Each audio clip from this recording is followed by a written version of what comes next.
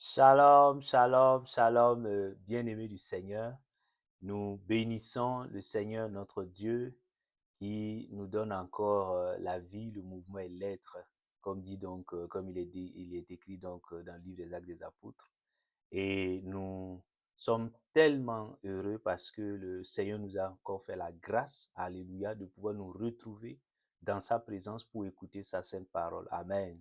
Donc aujourd'hui, donc c'est le dimanche 27 avril 2025. Donc, c'est le dernier dimanche du mois, donc d'avril. C'est un culte d'action de grâce. Amen. Et donc, nous sommes bénis de pouvoir encore être dans sa présence. Amen. Donc, nous continuons donc avec la parole du Seigneur, mon frère, ma soeur. Et après juste le dimanche de Pâques, nous continuons donc à voir dans les Saintes Écritures ce que le Seigneur donc nous dit au sujet de la bénédiction de l'élargissement. Amen, la bénédiction de Rehoboth. Et ce dimanche-là, le Saint-Esprit donc nous aidera à comprendre ce thème-là et puis tu peux le noter. Le thème est intitulé Manifester la bénédiction de l'élargissement, deux points, le cas de Ruth. Amen. Nous avons vu par la grâce du Saint-Esprit, mon frère, ma soeur, depuis le début donc de ce mois-là. Et si tu n'as pas encore pu écouter ou si tu veux réécouter les messages du dimanche-là, tout cela est sur la chaîne YouTube. Donc, le cas donc d'Abraham a été abordé, le cas de Joseph a été abordé. Amen. Et je t'invite à les réécouter et cela t'aidera beaucoup à avancer au nom de Jésus. Amen. Et donc ce dimanche-là, nous voyons donc le cas de Ruth. Amen. Et c'est extraordinaire et tu peux le noter, la référence, Ruth chapitre 4, verset 13. Nous lisons donc la parole de Dieu, mon frère, ma sœur. Ruth chapitre 4, verset 13. Il est écrit, Boaz prit Ruth, qui devint sa femme, et il alla vers elle. L'Éternel permit à Ruth de concevoir et elle enfanta un fils. Alléluia. Et donc, nous bénissons le Seigneur pour sa parole. Alors, le cas de Ruth est très, très illustratif lorsque nous parlons donc de la bénédiction de Rehoboth, la bénédiction de l'élargissement. Pourquoi? Parce que c'est une femme extraordinaire, remarquable dans la Bible, qui va donc, alléluia, recevoir par la grâce de Dieu et manifester cette bénédiction-là. Et la Bible donc nous enseigne que nous devons pouvoir tirer des enseignements de l'histoire donc des différents personnages donc qui sont mentionnés dans la Bible, afin nous aussi de pouvoir donc recevoir donc ces mêmes bénédictions-là, de pouvoir les manifester pour la gloire du Seigneur. Amen. Et donc nous retenons aujourd'hui par la grâce du Saint-Esprit l'exemple de Ruth, et tu vas le voir par la grâce du Saint-Esprit, comment cette femme remarquable, extraordinaire dans la Bible, alléluia, qui avait un tout autre, un destin assez particulier, alléluia, va recevoir cette bénédiction et va la manifester. Alléluia. Et donc, tu peux noter en premier point qui est Ruth. Il est bon donc que nous puissions donc présenter Ruth pour que tu comprennes justement son histoire. Amen. Et en tirer donc les leçons. Alors, Ruth, le sens du nom du prénom Ruth veut dire ami. Alléluia. Et Ruth, donc, Amen, est une donc descendante de Moab. Alléluia. Elle est descendante donc de Moab. Et qui est Moab? Moab donc est l'un donc des fils de Lot, que tu connais très bien à travers Genèse, à partir du chapitre 19, là tu verras l'histoire. Et donc, et, et, et donc Lot va avoir donc deux filles, amen. Et dans sa vieillesse, donc, ces deux filles-là ne pourront pas se marier, elles vont rester célibataires. Et un beau jour, elles vont enivrer leur père Lot et elles vont donc avoir des relations intimes, elles vont coucher avec leur père, donc c'est une relation incestueuse. Et donc de ces relations incestueuses-là avec leur père, ces deux filles-là donc vont avoir donc deux enfants, Moab et Ben-Ammi. Et donc les descendants de Moab sont appelés dans la Bible Moabites et les descendants de Ben-Ammi sont appelés Ammonites. Alléluia. Donc, quand tu vois dans la Bible Moabite, ça veut dire des descendants donc, de Moab. Donc, Moab est un fils donc, de Lot. Et tu vois justement qu'à partir de là, il y a donc ceux qui descendent de Moab, donc de cette relation incestueuse-là, vont être sous l'effet donc de la malédiction. Alléluia. Et donc, tu comprends, mon frère, ma soeur. Et Ruth également, alléluia, elle va être donc la belle-fille donc d'une dame extraordinaire qu'on appelle donc Naomi. Et Naomi est israélite, elle est enfant donc, elle fait partie donc du peuple d'Israël. Et justement, elle est donc sa belle-fille. Amen. Je te résume un peu l'histoire pour que tu puisses comprendre, mais si tu veux comprendre, il faut voir Ruth chapitre 1, chapitre 2, et tu vas comprendre donc l'histoire donc de Naomi et de Ruth qui vont avoir donc des relations très proches de belle-mère à belle-fille. Amen. Et donc, rapidement, qu'est-ce qui va se passer? Naomi est israélite. Amen. Et elle a son mari, donc, ils sont donc à Bethléem. Et une famine va surgir et avec leurs enfants, leurs deux enfants, ils vont aller donc à Moab, justement, dans le pays de Moab. Ils vont s'installer, donc ils vont immigrer, ils vont aller à Moab. Et de là, justement, pour pouvoir survivre, bien évidemment. Et de là, quelques années plus tard, le mari donc de Naomi va décéder. Ses deux enfants plus tard également, qui étaient grands, alléluia, et qui vont épouser donc des filles moabites, dont Ruth justement. Ces deux maris-là, ces deux enfants de Naomi-là, vont également décéder. Donc le mari de Ruth va également décéder. Donc, tu comprends, mon frère, ma soeur. Donc, voici qu'un peu le décor. Donc, en ce moment, nous sommes dans le pays de Moab avec Naomi qui a perdu donc son mari et ses deux fils. Nous avons également donc et ses deux belles-filles vivent avec elle donc dans la maison. Amen. Donc, elles se retrouvent, Ruth donc et Oprah, donc l'autre belle-fille là, elles sont là avec leur belle-mère dans la tristesse, elles sont là dans la pauvreté, elles sont là dans la misère, elles sont là donc peut-être aussi dans la honte, parce qu'à l'époque, alléluia, des jeunes filles qui perdent leur mari ainsi, il y a des rumeurs, il y a donc des rumeurs donc à leur sujet justement si elles portent chance ou pas. Et donc, voici un peu camper le décor donc et Naomi va être donc dans cette va commencer à développer l'amertume et ça donc elles sont véritablement dans une situation très très difficile, amen, de veuvage. Elles se retrouvent toutes trois veuves, Naomi étant plus âgée, mais les deux belles filles sont très jeunes, mais elles se retrouvent très, très à cet âge jeune là, elles se retrouvent veuves et dans des situations très difficiles. Alléluia. Donc voici un peu donc le contexte pour que tu comprennes. Amen.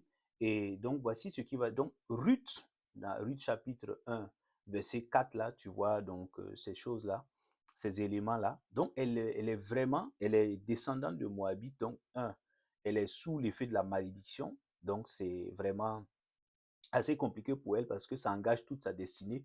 Quand la malédiction est sur toi, si ce n'est la grâce de Dieu, c'est difficile. Alléluia. Donc, elle est très jeune, mais elle est sous l'effet de la malédiction à cause de ses aïeux.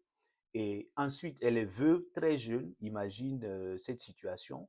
Et donc, sans enfant, alléluia. Quand son mari donc décède, elle est sans enfant. Alléluia. Et on peut imaginer également qu'elle est dans une situation assez pauvre financièrement. Alléluia. Et bien sûr, endeuillée donc, et attristée donc par son sort et par celui donc de sa belle-mère ainsi que donc de l'autre belle-fille. Alléluia. Donc voici un peu la vie résumée donc de Ruth, une situation pas très enviable du tout, dominée donc par justement l'effet de la malédiction. Mais gloire soit rendue à notre Seigneur Jésus-Christ de Nazareth. Alléluia. Quand tu évolues et que tu médites la Bible, tu arrives donc à Ruth chapitre 4, verset 13, verset 17. Tu vas voir qu'il y a quelque chose qui change radicalement dans l'histoire donc de cette femme extraordinaire.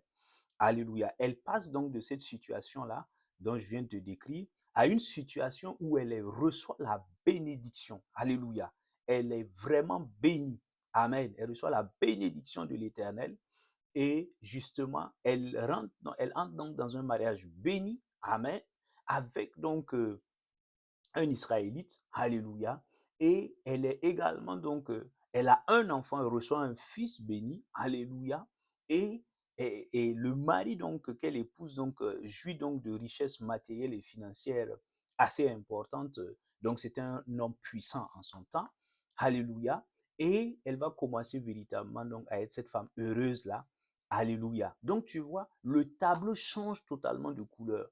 Nous sommes donc on voit une femme qui avait donc un destin brisé, qui était sous la malédiction, dans la tristesse, dans la pauvreté, alléluia, dans l'infertilité, et qui évolue maintenant, alléluia, vers une situation où elle est véritablement, elle manifeste la bénédiction, elle est joyeuse, c'est une mère joyeuse, une épouse joyeuse, alléluia, et vraiment, et qui jouit également donc des richesses matérielles et financières. Est-ce que tu comprends? Et tous ces éléments-là, justement, sont des composantes de la bénédiction de l'élargissement. Amen. Est-ce que tu comprends, mon frère, ma soeur? Mais qu'est-ce qui s'est passé en réalité? Il faut que nous puissions étudier par la grâce du Saint-Esprit la vie de cette femme-là, parce que ça ne s'est pas produit en un clic, ce n'était pas de la magie. Non, mon frère, ma soeur. Il y a un certain nombre, alléluia, et de principes ou d'actes qui ont été posés donc par cette femme-là, Ruth, et qui ont amené, donc, qui ont enclenché, qui ont activé donc la bénédiction donc de l'élargissement dans sa vie. Amen. Et nous devons donc, à la lumière des Saintes Écritures, voir ces éléments-là, nous en inspirer, parce que le Seigneur ne change pas. Il est le même hier, aujourd'hui et éternellement. Amen. Si nous arrivons donc à décortiquer ce qui s'est passé, à recevoir de tout notre cœur ces enseignements-là et à les mettre surtout en pratique, nous recevrons également et nous manifesterons la bénédiction de l'élargissement au nom de Jésus. Amen.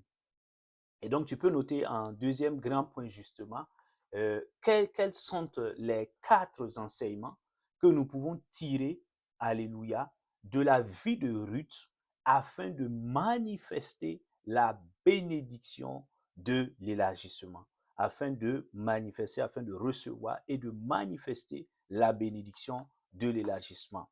Tu comprends, mon frère, ma soeur? Et donc, la première leçon, et tu peux le noter, le premier enseignement, c'est que toi et moi, alléluia, nous devons accepter de renoncer à nous-mêmes. Alléluia. Oui. Et nous lisons Ruth chapitre 2, verset donc 11. Nous écoutons donc ce que les Saintes Écritures nous disent au sujet donc de cette femme Ruth. Amen. Ruth chapitre 2, verset 11. Qu'est-ce qu'il dit? Il dit, Boaz lui répondit, on m'a raconté en détail tout ce que tu as fait pour ta belle-mère depuis la mort de ton mari et comment tu as abandonné ton père, ta mère et ton pays natal pour aller vers un peuple que tu ne connaissais pas auparavant. Alléluia. Ça, c'est Boaz justement qui est en train donc de parler à Ruth, et tu entends mon frère, ma soeur, il est en train de dire, lui, il a appris, on est venu lui apprendre, lui dire que cette dame-là, Ruth, en fait, alléluia, elle a renoncé, elle s'est sacrifiée. Parce que, alléluia, contrairement à Oprah, qui est restée dans son pays, alléluia, quand sa belle-mère lui a dit, mais vous pouvez rester dans votre pays Moab, moi je vais rentrer chez moi à Bethléem, parce que, alléluia, pour telle raison, ici, Ruth elle va abandonner, elle va quitter son pays qu'elle aimait, elle va quitter ses parents, elle va, alléluia. Elle qui était jeune, au lieu de rester et de marier, peut-être de refaire sa vie avec un Moabite, alléluia, non, elle renonce à là où elle était. Elle renonce, alléluia. Elle renonce à beaucoup de choses. Elle aurait pu avoir une autre destinée à Moab, mais elle renonce à cette destinée-là pour engager, pour venir, alléluia, à Bethléem, pour venir avec sa belle-mère Naomi. Elle renonce à beaucoup de choses. Tu comprends, mon frère, ma soeur? Et c'est justement, c'est cet aspect-là. Et pour que le Saint-Esprit, dont le Saint-Esprit nous projette la lumière sur cet aspect. Tu comprends, mon frère, ma soeur? Il veut attirer notre attention. Ici, il ne s'agit pas donc de quitter son père, sa mère, non. Ça, c'est ce qu'elle a fait comme sacrifice, comme renoncement à elle-même. Mais nous, le Seigneur nous demande, toi et moi également, de renoncer à nous-mêmes. Amen. Si nous voulons recevoir et manifester la bénédiction, il y a une partie renoncement. Jésus, tu n'as pas lu dans les Saintes Écritures, Matthieu 16, verset 24, Jésus dit, si quelqu'un veut me suivre, qu'il renonce à lui-même, qu'il prenne sa croix et qu'il me suive. Tu vois, il y a une partie renonce.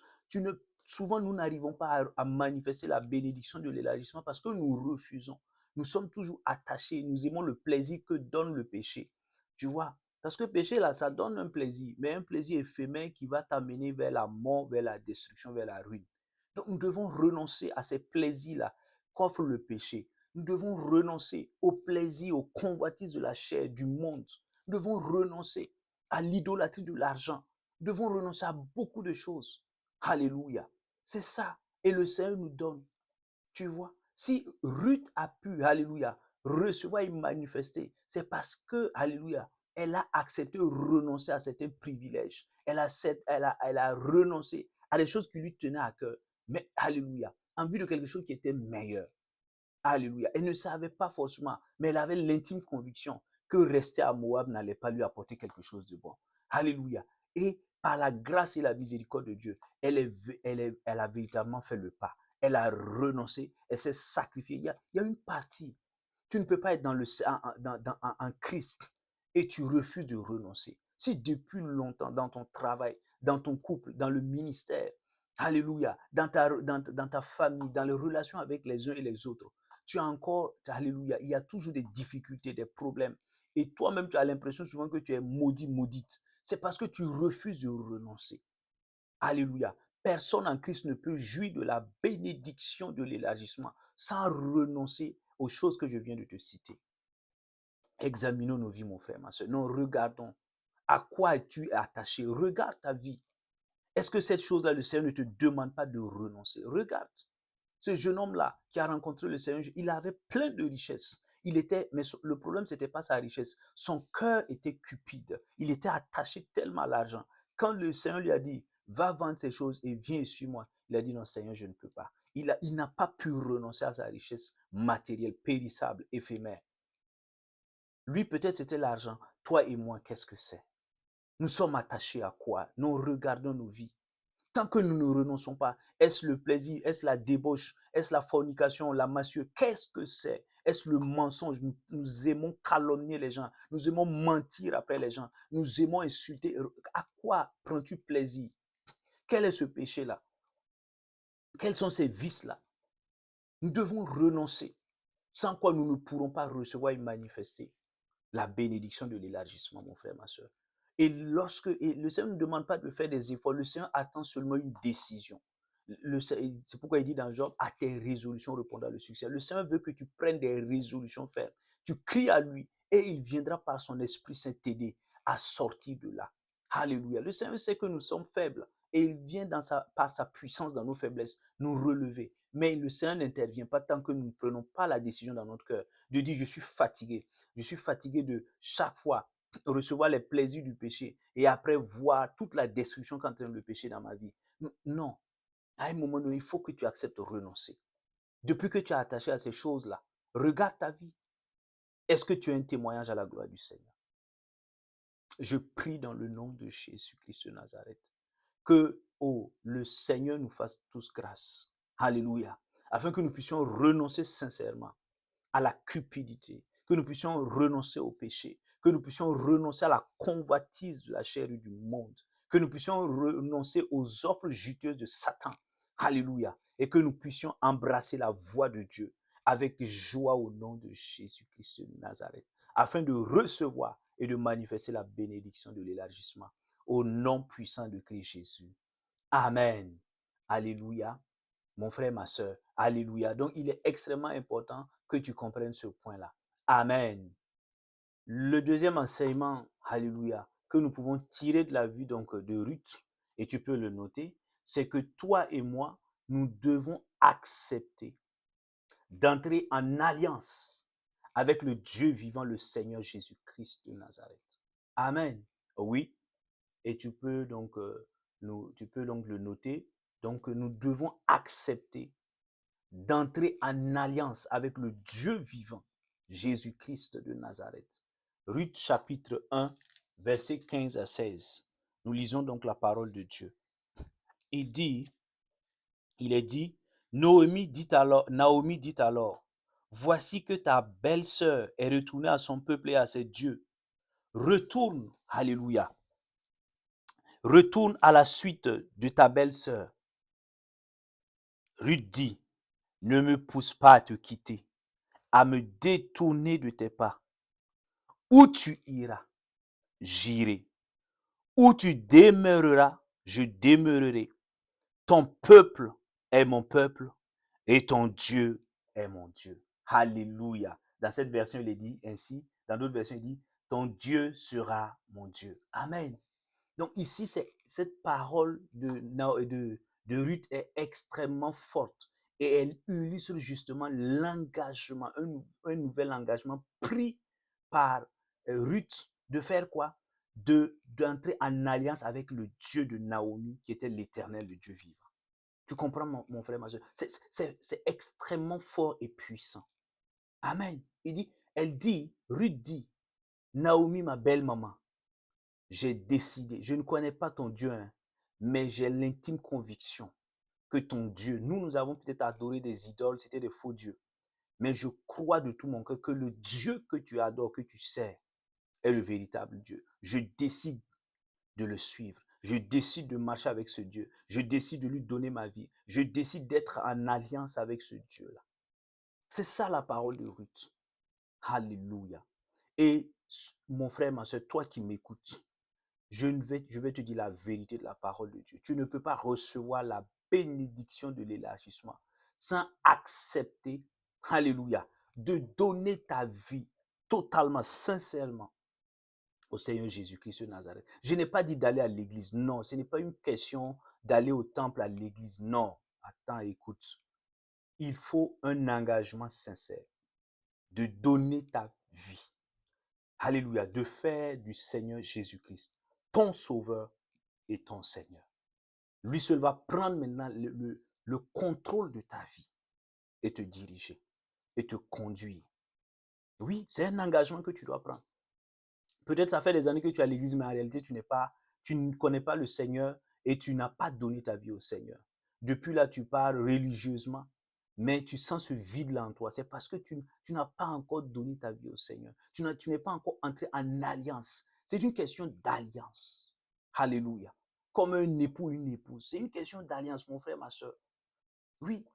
Et cette alliance-là te donne une nouvelle identité. Quand tu acceptes là, tu n'es plus simplement une créature de Dieu. Tu deviens la fille de Papa bon Dieu. Tu deviens le fils de Papa bon Dieu. Amen. Et je t'invite à écouter les enseignements, alléluia, des précédents mois sur mon identité de fils de Dieu, de fille de Dieu, mon identité, amen, d'épouse de Christ. Tu vas mieux comprendre ce que je suis en train de te dire. Alléluia. Regarde, tu vas recevoir cette nouvelle identité. Et la Bible dit, dans le livre de Galates, il dit, mais si vous êtes fille et fils de Dieu, c'est que vous êtes héritier de Dieu. Vous êtes héritier de Dieu. Et si tu es héritier, tu hérites de quoi? Tu hérites de toutes les bénédictions. Dans Éphésiens 1, 3, il dit quoi? Vous êtes déjà bénis de toutes sortes de bénédictions en Christ. C'est l'héritage que nous avons. Mais avant d'hériter, il faut que tu deviennes fils. Il faut que tu deviennes fille. Alléluia. Même dans le monde physique, dans le monde séculier, ce ne sont pas les serviteurs qui héritent du maître, en principe. Ce sont les enfants, ce sont les filles et les fils qui héritent de leurs parents. Il en est de même dans le monde spirituel. Si tu veux recevoir en héritage toutes ces bénédictions, alléluia, et vivre pleinement toutes les promesses de Dieu, il faut que tu deviennes, il faut que tu acceptes, prends cet engagement-là de devenir la fille de Papa bon Dieu et le fils de Papa bon Dieu. Et tu peux le faire maintenant, aujourd'hui, pendant que tu entends la parole de Dieu, que l'Esprit de Dieu te convainc. Alléluia. Si tu es prêt, prête, dis avec moi, Seigneur Jésus, j'ai entendu ta parole aujourd'hui. Alléluia. Et comme Ruth, je ne te connaissais pas, mais j'accepte, Seigneur, que tu es le Dieu vivant. Alléluia. Tu es venu, tu as souffert, tu es mort à la croix pour prendre mes péchés et tu es ressuscité. Seigneur, pardonne tous mes péchés, lave-moi par ton sang. Alléluia. J'accepte aujourd'hui et je déclare de manière libre et volontaire que je te reçois, Seigneur Jésus, comme mon sauveur personnel, comme mon Seigneur personnel. Conduis-moi dans la destinée que tu m'as réservée par ton esprit. Merci Seigneur, merci Père, parce que ton esprit vient habiter maintenant en moi. Je suis devenu fille, fils de Dieu. Je te remercie pour ton amour. Au nom de Jésus. Amen. Alléluia. Si tu as fait cette prière de tout ton cœur, tu es devenu, dit la parole de Dieu dans Jean chapitre 1, verset 12 là, tu es devenu fils de Dieu, fille de Dieu. Tu es en alliance maintenant, non plus avec le monde des ténèbres, non plus avec des choses négatives, mais tu entres en alliance avec le Dieu vivant. Amen. Quelle bonne nouvelle. Alléluia. Et donc, tu comprends mon frère, ma soeur. Donc, c'est cet élément-là. Amen. Et même si tu es à l'église, si tu es à l'église et tu sens vraiment au fond de toi, comme Pierre suivait Jésus et il ne le connaissait pas, Jésus a dit, Pierre, quand tu seras converti, affermis tes frères. Donc Pierre était là. Il suivait Jésus, il voyait les miracles que faisait le Seigneur. Mais au fond de lui, il n'était pas encore converti. Il n'avait pas donné totalement, il ne s'était pas consacré totalement au Seigneur Jésus. Fais également cette prière. Alléluia. Toi qui es à l'église, parce que souvent nous tombons dans l'activisme religieux, moi je l'appelle comme ça. Et c'est le vide, nous ne connaissons pas le Seigneur. Nous essayons de faire les choses par nous-mêmes à l'église, ça ne marche pas. Et nous sommes là, un pied, nous tombons dans l'hypocrisie, dans le pharisianisme. Nous venons, alléluia, les 5 jours, les 6 jours de la semaine, nous sommes dans le monde en train de faire même ce que les païens ne font pas mal. Et le 7e là, le dimanche, nous sommes là, à la chorale, nous sommes là, nous faisons semblant. Et alléluia, non, nous sommes comme des tombeaux blanchis. Non, arrête ça, mon frère, ma soeur. Arrête. Alléluia. Aujourd'hui, c'est le jour de la repentance. C'est le jour de revenir, de venir sincèrement au Seigneur. Alléluia. Ce n'est pas parce que ton père, ta mère a été servante, ton père a été serviteur de Dieu que toi, tu es automatiquement de la famille de Dieu. Il faut que tu entres en alliance avec le Dieu vivant. Jésus-Christ de Nazareth. Lui qui est le chemin, la vérité et la vie. Amen. Donc, tu vois, donc c'est ce que Ruth a fait. Ruth est entrée en alliance et la bénédiction, et elle a reçu la bénédiction et elle a manifesté cette bénédiction de l'élargissement. Si tu entres en alliance, mon frère, ma soeur, je suis sûr et certain, alléluia, que tu recevras si tu te disposes comme il le faut. Et si tu marches dans les voies du Seigneur, tu vas recevoir et manifester cette bénédiction de l'élargissement comme Ruth au nom de Jésus. Amen. Troisième point, et tu peux le noter, amen, la troisième leçon, le troisième enseignement que nous pouvons tirer de la vie de Ruth, c'est que toi et moi, nous devons être diligents dans le travail. Amen. Nous devons être diligents, avoir cette disposition au travail. Nous devons être diligents au travail. Ruth chapitre 2, versets 6 à 7. Nous lisons donc la parole de Dieu. Il dit, je commence à partir du verset 5, il dit, voici que Boaz vient de Bethléem et dit au moissonneur, que l'Éternel soit avec vous. Et ils répondirent, que l'Éternel te bénisse. Boaz dit à son serviteur chargé de surveiller les moissonneurs, à qui est cette jeune femme? Le serviteur chargé de surveiller les moissonneurs répondit, c'est la jeune Moabite qui est revenue avec Naomi de la campagne de Moab. Elle a dit, je vais glaner des épis entre les gerbes derrière les moissonneurs. Depuis qu'elle est venue, ce matin, elle a été debout jusqu'à présent et ne s'est assise qu'un moment à la maison. Alléluia. Tu entends mon frère, ma soeur? Regarde, nous sommes en train de parler de Ruth, cette femme extraordinaire dans la Bible. Elle quitte Moab, elle entre en alliance avec le Dieu d'Israël, le Dieu vivant. Et elle vient à Bethléem avec sa belle-maman, Naomi. Et dès qu'elle arrive, elle voit donc qu'il y a un champ appartenant à un monsieur nommé Boaz. Et c'est la saison de la moisson. Et tout de suite, elle n'attend pas. Elle n'attend même pas que sa belle-mère lui dise d'aller travailler, moissonner. Non. Tout de suite, elle est zélée pour le travail. Elle a cette disposition pour le travail. Elle est diligente. Alléluia. Elle a ce amour pour le travail. Et elle y va. Elle demande l'espace pour glaner, pour moissonner ce qu'elle peut moissonner. Alléluia.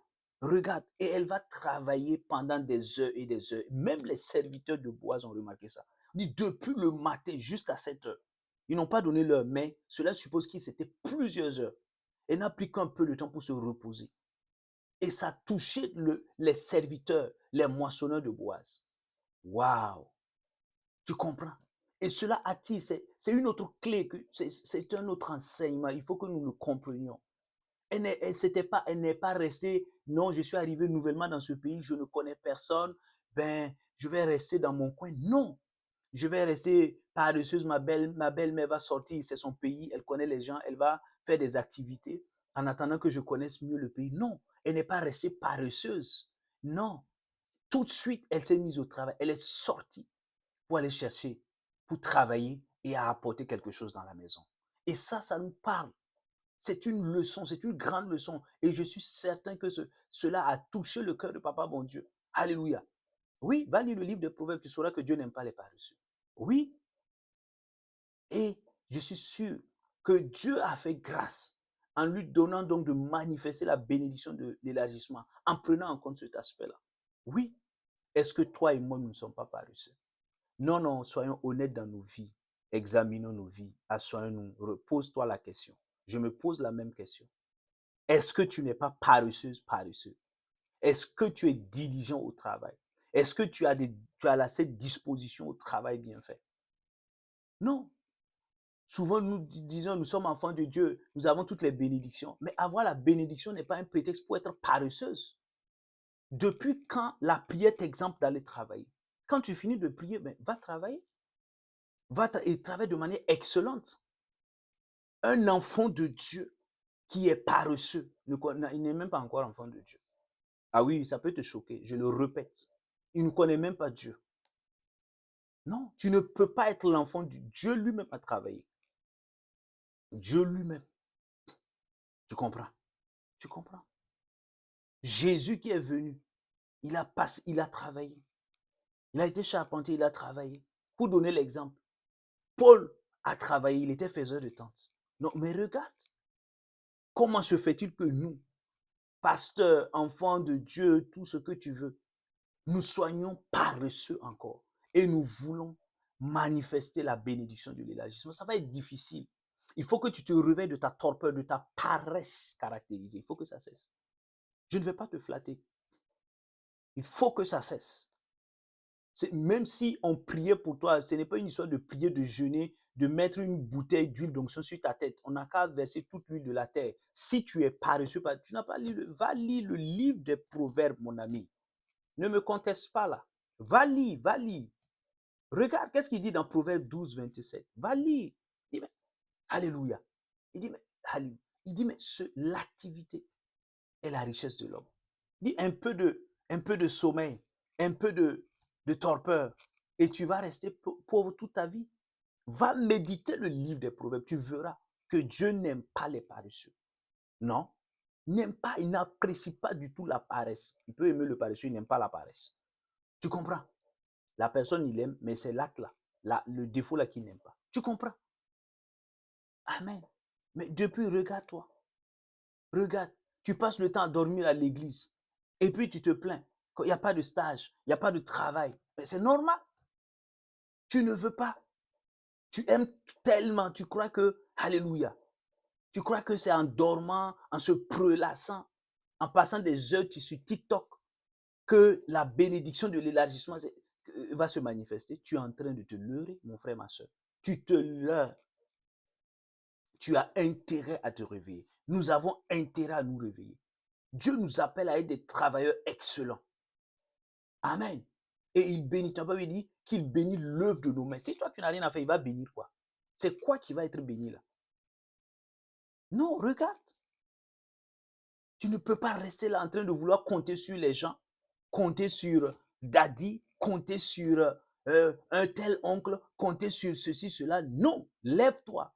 Après avoir prié, après avoir compté sur la grâce de Dieu, mais fais comme Ruth. Fais comme Ruth. Elle est partie. Il n'y avait pas à manger dans la maison. Mais quand elle est partie, elle a donné sa vie au Seigneur. Elle est entrée en alliance avec le Dieu vivant. Quand elle est sortie, Dieu lui a fait grâce.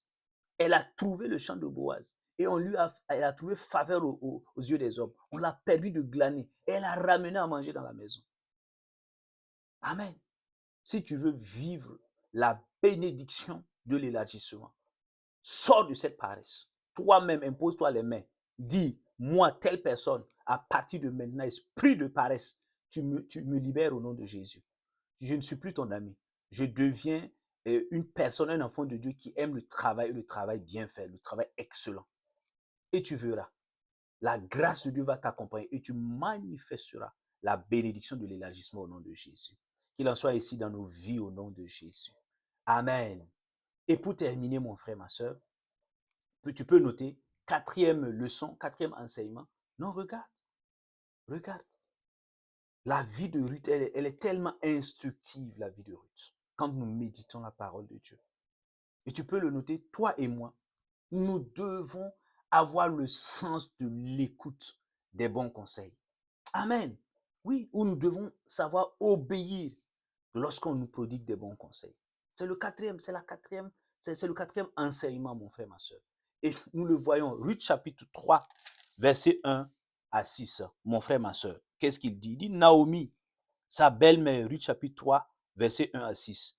Naomi, sa belle-mère, lui dit, ma fille, je voudrais te procurer du repos pour que tu sois heureuse.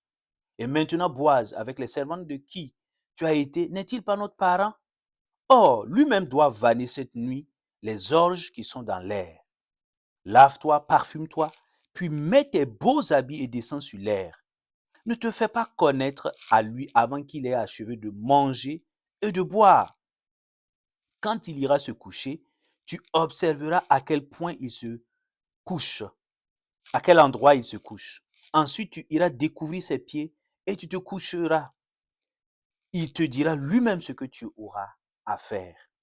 Verset 5. Ruth répondit à Naomi, tout ce que tu m'as dit, je le ferai. Elle descendit jusqu'à l'air et fit tout ce que sa belle-mère avait ordonné. Alléluia. J'aime la parole de Dieu. Tu comprends? Donc, on te raconte. Mais nous devons en tirer des leçons. Ce n'est pas une histoire belle comme ça qu'il faut lire avec... non, non. C'est fait pour que nous puissions en tirer des enseignements. Regarde ce que Ruth a fait. Sa belle-mère Naomi, elle est du pays. Elle connaît, elle a une certaine expérience. Et elle lui dit, c'est pour que tu sois heureuse. Ma volonté, c'est que tu sois heureuse. Et elle va lui dire, voici ce que tu as à faire. Amen. Ruth n'a pas réagi en disant, non, mais qu'est-ce que tu es en train de me faire? Tu es en train de vouloir me vendre? Tu veux que tu es devenu ma proxénète? Non. Elle n'a pas commencé à contester avec sa belle-mère en disant, bon, toi, tu es une vieille, tu es dépassée, tu n'es plus à la mode, tes conseils sont déphasés. Non. La Bible dit qu'elle est partie. Alléluia. Et elle a fait quoi? Elle a fait tout ce que sa belle-mère lui a donné comme bon conseil. Amen. Et tu verras la suite, ce qui va arriver. Ce qui va arriver, c'est la grâce et la bénédiction. Et elle va manifester cela. Amen. De belles choses vont lui arriver. Alléluia. Alléluia, je te résume l'histoire pour que nous puissions avancer. Elle va rencontrer Boaz, donc, qui était un homme riche et puissant. Va admirer donc, alléluia, Ruth, alléluia, quand elle va vraiment suivre les conseils de sa belle-maman. Et Boaz va prendre l'engagement donc de la marier. Alléluia. Et il va faire toutes les démarches nécessaires dans ce sens-là. Il va la marier, il va l'honorer. Et ce sera la joie. Ils vont avoir des enfants. Alléluia. Et ils seront bénis. Alléluia. Regarde. Il va lui donner alléluia, des richesses extraordinaires. Regarde. Mais tout est parti de quoi également? De la mise en pratique des conseils, du sens de l'écoute que Ruth avait. Est-ce que toi et moi, nous avons le sens de l'écoute? Non, examinons nos vies, mon frère, ma soeur. Reste calme, écoutons. Est-ce que toi et moi, nous avons l'humilité, je précise, d'écouter les sages et les bons conseils des personnes ressources que Dieu nous a données? Moi, je connais beaucoup d'enfants de Dieu qui passent à côté de la bénédiction de l'élargissement à cause de cela. Ils sont en alliance avec Dieu. Alléluia. Ils, ils sont diligents dans le travail. Leur problème central, c'est le manque d'humilité pour avoir le sens de l'écoute. Non.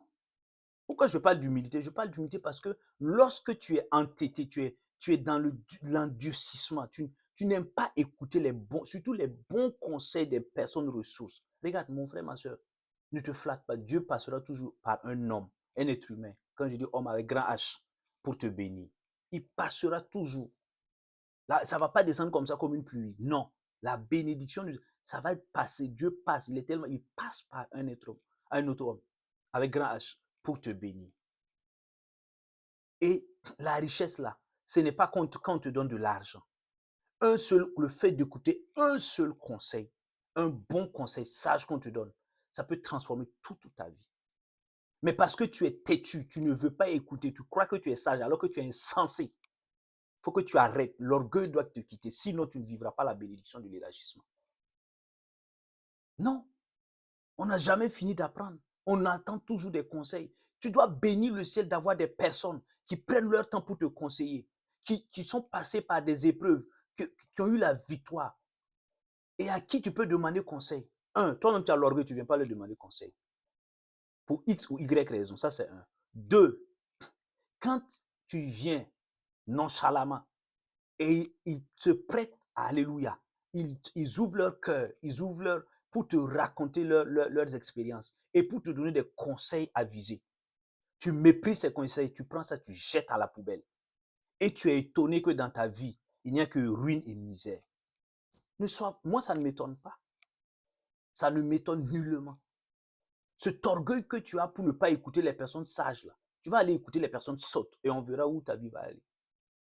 Peu importe le domaine de ta vie, que ce soit dans les études, Dieu placera quelqu'un pour te conseiller. Que ce soit au travail, Dieu passera par un collaborateur, une collaboratrice pour te conseiller, pour te donner de bons conseils. Que ce soit dans le ministère, que ce soit en famille, peu importe la dimension de ta vie, Dieu passera toujours par quelqu'un, un homme, une femme, quelqu'un de moins âgé que toi. C'est pourquoi je parle d'orgueil. Dieu n'est pas obligé de passer par un vieux à la barbe blanche pour te conseiller. Non, il peut passer par ton petit frère, ta petite soeur. Passer par cette personne-là, te donner un conseil. Et si tu as le sens de l'humilité pour écouter, tu vivras la bénédiction de l'élargissement. Mais si tu es orgueilleux, orgueilleuse, et tu te fâches quand on te conseille, mais on dit non, ne fais pas ci, fais cela, tu te fâches. Bon, le mal là, c'est pour qui? C'est pour toi. Si moi je te conseille et que tu ne reçois pas, moi je vis déjà ma vie et je bénis le Seigneur. C'est pour toi, comme disent les Ivoiriens, qui sera dur. Alléluia. Que le Seigneur nous donne l'humilité. Tu ne vis pas la bénédiction. Ton problème là, l'un de tes problèmes, c'est ça. Il faut que tu relèves ce défi-là. Tu ne peux pas continuer dans la rébellion, dans l'entêtement. Tu as déjà tout placé pour te bénir. Tu te crois maudite, maudite. Non, c'est parce que tu refuses les bons conseils qu'on te donne. Sur le plan spirituel, on te dit, fais ceci, fais cela. Alléluia. Des personnes pointes qui te parlent, tu mets ça à la poubelle. Sur le plan intellectuel, on te dit, fais ceci, fais cela. Ceux qui ont réussi leur mariage te donnent leurs conseils, tu mets cela à la poubelle. Et tu te plains des problèmes qu'il y a dans ta vie. Tu te dis que tu te sens maudit, maudite. Non, c'est toi qui veux maudire ta propre vie, ce n'est pas Dieu. Laisse mon Seigneur en dehors de tout cela. Je prie dans le nom de Jésus. Je reprime tout esprit d'orgueil qui est en toi au nom de Jésus. Je reprime tout esprit d'entêtement et d'endurcissement du cœur qui est en toi au nom de Jésus. Je déclare que tu deviens cette personne humble, qui accepte, qui écoute et qui met en pratique les bons conseils que les personnes ressources, alléluia, que Papa bon Dieu a placés devant toi là. Tu les écoutes au nom de Jésus. Tu mets en pratique ces bons conseils comme Ruth et tu reçois et tu manifestes la bénédiction de l'élargissement au nom de Jésus. Au nom de Jésus, reçois cette grâce dans le nom puissant de Christ Jésus. Amen. Alléluia. Donc voici, mon frère, ma soeur, les 4 enseignements que nous pouvons tirer. Essentiels, il y en a plusieurs, mais je me limite là. Que le Saint-Esprit nous accorde la grâce de pouvoir les mettre en pratique afin de recevoir et donc de manifester la bénédiction de l'élargissement comme Ruth. Elle était maudite, elle est devenue bénie. Alléluia. Quand tu lis la suite donc du récit là, tu vas voir, c'est une femme bénie, heureuse avec un excellent mari, avec des enfants, alléluia, et qui, alléluia, et donc le nom qui a une bonne réputation donc à Bethléem, et qui va entrer, ce que j'ai oublié de te dire, qui va entrer dans la généalogie de notre Seigneur Jésus. Elle qui était moabite de la malédiction, elle entre parce que ils vont enfanter un fils qu'on appelle Obed. Et Obed donc va être l'ancêtre de David. Alléluia. Alors qu'on sait que humainement, sur le plan de la généalogie, Jésus descend donc sur le plan humain, je dis, descend donc de David. Alléluia. Tu comprends? Donc, elle va rentrer comme ça dans la généalogie de notre Seigneur Jésus. Regarde, une femme qui était sous la malédiction quitte cette situation et vient dans la bénédiction. Et c'est ça la bénédiction de l'élargissement. Je prie qu'il en soit ainsi dans nos vies au nom de Jésus. Amen. Nous nous arrêtons là, mon frère, ma soeur, et nous nous retrouvons par la grâce du Seigneur le dimanche prochain pour voir un autre thème encore sur la bénédiction de l'élargissement. D'ici là, que la grâce de notre Seigneur Jésus-Christ continue de t'accompagner au nom de Jésus. Ta semaine est bénie au nom de Jésus. Amen, amen, amen. Shalom, shalom, shalom.